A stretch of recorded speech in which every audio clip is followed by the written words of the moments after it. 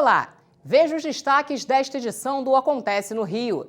Lei da Inclusão proíbe cobrança de taxas extras em escolas. Pesquisa considera Botafogo um bom lugar para se morar. Cidades brasileiras reciclam muito pouco lixo. Em instantes.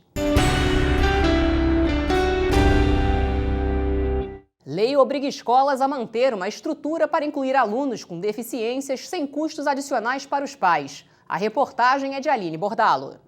Rafael, de 10 anos, é portador de síndrome de Down e desde os 4 estuda numa escola particular da Zona Sul do Rio. Mas antes de conseguir a vaga, a mãe passou por uma situação constrangedora. A primeira que a gente procurou, tinha vaga, a gente foi fazer a visita, né, para conhecer a escola, e aí no meio da visita eu falei que ele tem síndrome de Down, e aí de repente a vaga sumiu, né? Não era bem assim, eu me enganei, então aí foi muito ruim, apesar de ser contra a lei, acontece com muita gente, né? Tem conhecimento de outros pais que tiveram o mesmo problema.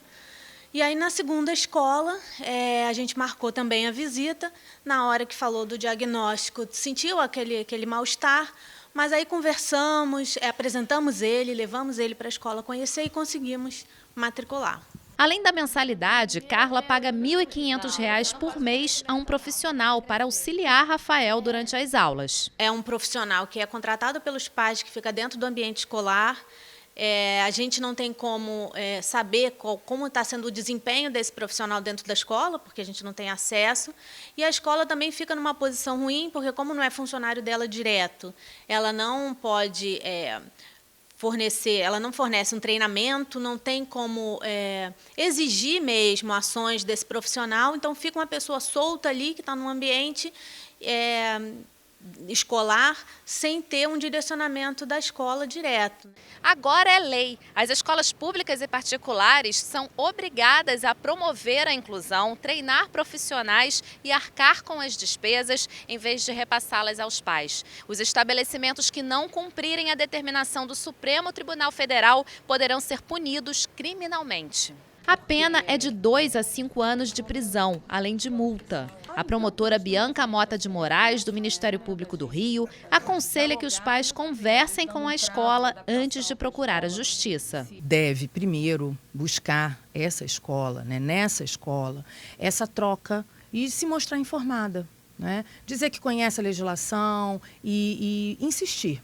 Mas, claro, a gente sabe que pode haver uma negativa também resistente dessa escola particular. Então, ela pode, sim, entrar com uma ação judicial, né? E essa ação judicial pode ser no âmbito individual, ou seja, ela vai buscar a matrícula daquele filho e, para isso, ela pode procurar um advogado ou a Defensoria Pública, ou ela pode buscar algo que vai atingir aquela escola como um todo, não só o filho dela. E aí pode procurar o Ministério Público, né? Nós temos um trabalho de tutela coletiva na educação e que vai procurar compreender naquela escola o que está dificultando a recepção desse aluno para fomentar que esse gestor cumpra com a legislação o mais brevemente possível. Através da campanha Educação Sem Distinção, o MP busca informar as pessoas e combater a grande resistência que existe, principalmente por parte da rede privada de ensino. A escola pública já há mais tempo vem tendo essa abertura, mesmo com todas as dificuldades, né, que nós sabemos que elas vivem, inclusive na questão da qualidade, na questão da carência de profissionais, mas a escola pública ela sempre foi mais aberta à recepção de qualquer aluno, né? E as escolas privadas sempre tiveram um receio maior do impacto de um aluno, por exemplo, com deficiência, numa nota que ela venha a ter no Enem, num conceito, não é, que ela tenha socialmente, no sentido de escola forte. E hoje a gente sabe que escola forte é escola boa, e escola boa é escola humana, né? Quer dizer, que sabe acolher a todos e valorizar essa pluralidade, essa diversidade. Depois que a lei foi sancionada, Carla juntou os pais que também têm filhos com deficiência e conversou com a direção da escola. A gente espera que as escolas se adequem ao que a lei determina, né? E lá na escola dele a gente juntou os pais para conversar e levou essa questão à escola. E a escola combinou que para o ano que vem ela vai pensar numa forma viável financeiramente para a escola de absorver esses profissionais. Talvez não consiga manter um por criança, mas, de repente, algum desenho de mediação compartilhada, mas a gente espera que com a lei isso melhore. A promotora alerta que as escolas são obrigadas a aceitar alunos com qualquer tipo de deficiência e que eles devem ser matriculados o mais rapidamente possível. Quanto antes essa criança que tem deficiência entrar na escola, melhor vai ser o desenvolvimento dela e mais rápido. Então, o ideal é matricular essas crianças desde a creche, né? Então, a gente tem sim promotorias que atuam desde a educação infantil. Desde o primeiro ano, né, que a criança pode, desde o 0 ano, ela pode ser matriculada e, havendo essa recusa, pode sim procurar o Ministério Público, que a gente vai ter esse olhar para essa escola e vai buscar, primeiro, um diálogo, primeiro um ajuste de conduta, mas se isso vier realmente a não ser possível, a gente entra com ação sim, inclusive no âmbito criminal, se necessário. Pesquisa revela que as cidades brasileiras aumentaram a reciclagem de lixo, mas ainda é muito pouco se olharmos as estatísticas. Veja na reportagem de Gabi de Saboia. Ao final do dia, uma pessoa consegue gerar, em média, 1 quilo de lixo, ou seja, aproximadamente 30 quilos por mês e quase 400 por ano. Se só na cidade do Rio de Janeiro somos uma média de 6,5 milhões de habitantes, isso quer dizer que produzimos em média 2 bilhões e 600 milhões de lixo por ano. O consumo gera lixo. Nos últimos 10 anos, a população do Brasil aumentou quase 10%, enquanto que no mesmo período o volume de lixo cresceu mais que o dobro disso, 21%. Essa enorme geração de lixo, entretanto, não é acompanhada de um descarte adequado. No final de 2010, foi aprovado o Plano Nacional de Resíduos Sólidos, como uma forma de incentivar a reciclagem de todo tipo de lixo, o de casa, das ruas, da indústria e do comércio. O Sistema Integrado de Gestão de Resíduos Sólidos, ele tem a produção consciente para você gerar menos resíduo, né? O reaproveitamento durante o consumo, o pós-consumo, a reciclagem desse material, para depois você fazer a disposição final. Quando você faz esse processo de reaproveitamento, o próprio produtor retorna. Por exemplo, o casco da cerveja, o casco do refrigerante. Então, que é o depósito retorno, você dá uma vida maior, mais durável. E a reciclagem é um processo onde você faz um produto, pode transformar ele para o mesmo, ou você pode dar um outro fim a ele, né? Fazer papel, virar papelão. Né? Vidro de garrafa virar vidraça, tanto faz. Segundo recente pesquisa da ONG Compromisso Empresarial para a Reciclagem, o número de cidades com coleta seletiva aumentou 138% no Brasil desde o início do plano. São 1.055 cidades com algum tipo de coleta seletiva. Mais de 80% se concentram nas regiões Sul e Sudeste. Entretanto, isso representa só 18% do total de municípios do país. Os brasileiros jogam fora 76 milhões de toneladas de lixo. 30% poderiam ser reaproveitados, mas só 3% vão para a reciclagem. Segundo a Conlurb, cerca de 10 mil toneladas de lixo são recolhidas diariamente na cidade. Dessa quantidade, 2.500 toneladas são recolhidas pela coleta seletiva. Desde 2013, a empresa vem ampliando esse tipo de serviço, que atualmente atende 113 bairros. O processo todo começa principalmente dentro das residências, né? Onde o morador ele separa o lixo orgânico do lixo reciclável. Esse material reciclável ele é colocado uma vez por semana à disposição da coleta seletiva. O caminhão passa no seu horário certo e ele é levado para as cooperativas que dependem desse material e trabalham com isso. São famílias que dependem desse material para sobreviver, né? E com isso a gente consegue evitar que todo esse material reciclável vá para o aterro sanitário, dando uma sobrevida a ele, poupando o meio ambiente. O material recolhido é destinado para 18 núcleos de cooperativas de catadores, que recebem o lixo, fazem a separação e comercializam os recicláveis. Quando a Conlurb leva esse material reciclável, que te retira das residências e leva para os catadores, a gente está transformando a vida deles, quer dizer, garantindo uma subsistência deles, um dinheiro mensal para eles trabalharem e muitos deles até são gerações que estão nisso. Para a administração pública, é muito oneroso estruturar, operar e manter um sistema integrado de gestão de resíduos sólidos urbanos. Por isso, essa conta precisa ser dividida com a sociedade e as empresas. Primeiro, para a sociedade tem que se tornar mais consciente, né? Ela tem que observar que tudo que ela joga fora é um reflexo do que ela não consumiu. Então, embalagens, um processo de educação ambiental, no que tange a questão de embalagens, de aproveitamento de material, até mesmo de cobrança, né, das indústrias e dos legisladores, no que tange a questão de você diminuir o volume de lixo, é importante. Quanto mais lixo é separado, mais lixo é reciclado. Por isso é importante que cada um faça a sua parte, assim como faz Alberto, síndico desse prédio na Tijuca, que estimula todos os moradores a separar o lixo. O lixo reciclável pode ser colocado todo no mesmo lugar. O importante é separar o material seco do úmido e colocar em sacos transparentes como esses aqui, para que o gari possa diferenciar do lixo domiciliar. A separação de materiais como papel, plástico, entre outros, é feita numa segunda etapa. Aqui, até as pilhas e baterias são recicladas. Nós implantamos a coleta das pilhas, porque aqui no nosso condomínio todos os nossos aquecedores são ligados à pilha. Então eu percebi que ia ter uma grande quantidade de pilhas aí jogadas no lixo.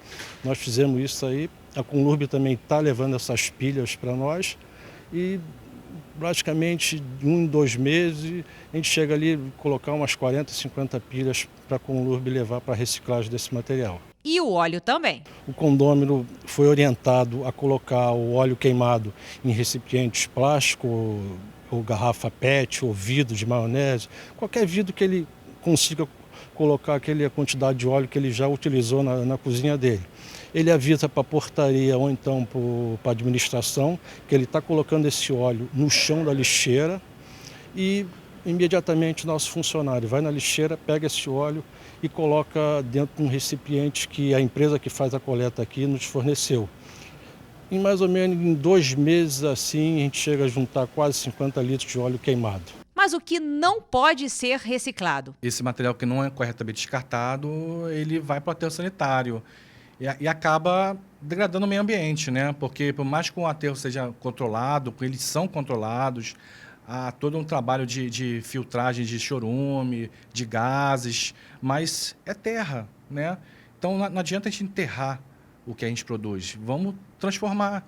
Porque esse é o intuito da coleta seletiva, é transformar as coisas, né? Transformar vidas de catadores, transformar o meio ambiente e transformar hábitos, que a gente está lutando dia a dia para a população aderir a essa campanha. O descarte adequado, além de auxiliar a saúde pública e o meio ambiente, pode até ajudar no bolso. No momento que nós conseguimos que a Conlurb passasse aqui na nossa rua para a gente fazer a coleta seletiva, diminuiu muito a quantidade de saco de lixo preto de 20 quilos que a gente coloca para a rua. E a indústria, como pode ajudar a dividir essa conta? Então tem que haver um estímulo, que pode ser um estímulo através de subsídio ou através de leis e normas que façam com que a indústria absorva parte desse material, né, no seu processo produtivo. Botafogo é conhecido como um bairro de passagem e nunca foi o lugar dos sonhos para se morar. Mas segundo uma pesquisa do Instituto Pereira Passos, a região administrativa de Botafogo, que abrange outros bairros adjacentes, reúne bons indicadores de qualidade de vida. Qual é a melhor região da cidade do Rio de Janeiro, que tem quase 6,5 milhões de habitantes e um PIB de aproximadamente 219 milhões de reais? Para medir o desenvolvimento socioambiental na cidade do Rio de Janeiro, a Prefeitura do Rio, através do Instituto Pereira Passos, criou o Índice de Progresso Social do Rio. A pesquisa leva em conta desde a mortalidade infantil à mobilidade. A diferença é que esse índice, além das variáveis mais utilizadas em avaliações, também mede indicadores como degradação ambiental, acesso à comunicação, direitos humanos, liberdade de escolha, tolerância e inclusão. A ideia de se construir o IPS para o Rio de Janeiro, né, ele tem 3 pontos fundamentais. Primeiro, que a maior parte desses índices sintéticos, eles advêm de dados do censo. né? E o censo só roda a cada 10 anos.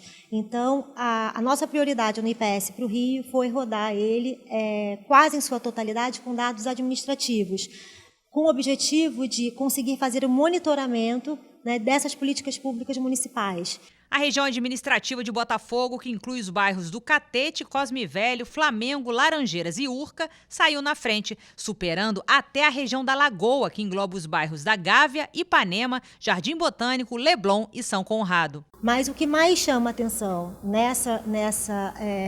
desse nível alto, né, do indicador do IPS para Botafogo é principalmente a dimensão de necessidades humanas básicas, que tem a ver com o que o município oferece para a população das necessidades básicas. Aí eu digo saúde, educação, e moradia e mobilidade, né, que é o transporte, para os seus moradores, né? E nesse conjunto de indicadores, que são 36, Botafogo se sobressai das demais. O bairro de Botafogo mudou nos últimos anos com a chegada de novos bares e restaurantes. As praças bem conservadas também pesam a favor da região. Mas o que elevou o índice foi a grande oferta de transporte público. Os bairros da região administrativa de Botafogo têm também menos população morando em favelas do que a região da Lagoa. Mas o que pesa é a qualidade dos serviços básicos de água e esgoto, pois a renda não é levada em consideração nessa pesquisa. O IPS varia de 0 a 100 e é calculado levando em conta 36 indicadores. Entre eles estão acesso à água canalizada e esgoto sanitário, taxa de homicídios, incidência de dengue, mortalidade por tuberculose e HIV, homicídio de jovens negros e frequência no ensino superior. Na lanterninha da pesquisa ficou a região da Pavuna. Pavuna, ela tem algumas características que realmente puxam muito o índice para baixo, que são principalmente relacionadas ao homicídio de jovens, né, e principalmente jovens negros. Nós temos uma região que tem muita, né, porcentagem de pessoas morando em favelas, e também relacionada ao jovem, que é essa, não só a defasagem, quer dizer, o abandono do ensino médio, né, com toda a dimensão de oportunidades. O objetivo da pesquisa é munir o governo de informações localizadas para direcionar as políticas públicas. Uma das principais mensagens do relatório é que há desigualdade nas 32 regiões administrativas avaliadas. Enquanto as regiões de Botafogo e Lagoa têm uma pontuação de progresso social muito alta, superior a 85, 6 regiões apresentam índices muito baixos, quase metade da pontuação alcançada pelas primeiras colocadas. São elas Guaratiba e Zona Portuária, além de Rocinha, Jacarezinho, Complexo do Alemão e Pavuna. Outra constatação é que muitos indicadores precisam melhorar. Na média, a cidade foi bem avaliada em água e saneamento, 83. O pior indicador foi o de acesso à educação superior, que ficou com uma média de 32 pontos. Na prática, o que essa desigualdade ilustra é que apenas 1% dos habitantes da região do Jacarezinho tem curso superior completo, frente aos 58% da Lagoa. E o Acontece no Rio fica por aqui. Você pode rever este e outros programas no nosso site. Acesse câmara.rj.gov.br. Até amanhã.